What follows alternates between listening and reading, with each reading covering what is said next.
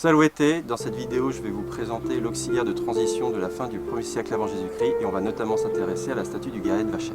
Cette statue a été retrouvée dans le village du même nom en 1865 et elle est aujourd'hui exposée au musée lapidaire d'Avignon. Elle a fait l'objet de nombreux articles et d'écrits, on pourra citer par exemple Pierre André, Lionel Pernet ou encore Guy Bariol. Nous sommes en Gaule, en 20 avant Jésus-Christ, 31 ans après avoir étouffé les derniers foyers de révolte consécutive à la guerre entreprise par Jules César et ses alliés. Les pérégrins, soit les habitants non citoyens mais libres de l'Empire, vont désormais pouvoir s'engager dans les rangs de l'armée romaine en tant que soldats professionnels dans les troupes auxiliaires. Bien que Rome ait toujours fait appel à des contingents étrangers, recrutés en tant qu'alliés ou mercenaires, ils disposent à présent d'un statut différent, car ils sont engagés pour une durée déterminée et reçoivent un salaire régulier comme les légionnaires. Au début de son principat, l'empereur Auguste a entrepris des grandes réformes de l'armée pour en faire une armée de métier, poursuivant ainsi la réorganisation entreprise par Marius. L'établissement d'une armée de métier avec un recrutement permanent et régulier et un service d'une durée établie permet d'éviter les problèmes rencontrés auparavant lors des démobilisations ponctuelles et massives. Le personnage est vêtu à la gauloise, c'est-à-dire qu'il porte des braies, il a une tunique avec des manches longues retroussées et il porte également un sayon.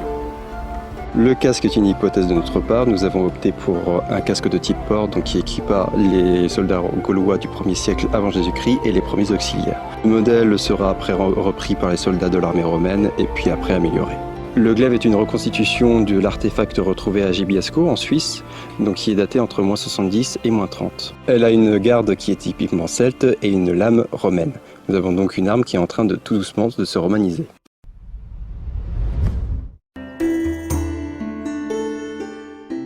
Le glaive qui nous intéresse est celui de la tombe 108 de Gibiasco en Suisse. Ce site archéologique, situé dans la ville du même nom, est une grande nécropole de plus de 500 tombes.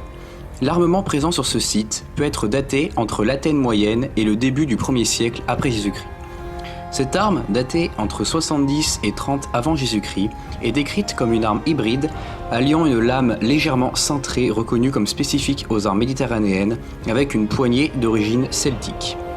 Nous pouvons dès lors parler de gladius pour désigner cette arme. Le fourreau est aussi typique des armes méditerranéennes par son style et ses matériaux, ceux des armes celtiques étant majoritairement en fer, voire en bronze.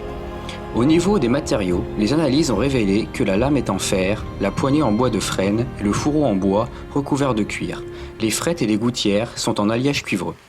Le système de suspension, lui, est typiquement gaulois. Donc nous avons une arme de tradition romaine portée à la gauloise. Le torque, lui, peut être un marqueur social de la noblesse celte, ou alors, comme le souligne Pierre André, une récompense, notamment pour le Gaèd Vacher. Le fait de porter le sayon à droite a son importance, puisque selon les sources, c'était ainsi qu'on reconnaissait les troupes alliées de César pendant la guerre des Gaules. Le sayon est agrafé à l'aide d'une fibule. Le modèle qui est représenté ici est une feuillère de type 11. Niklas!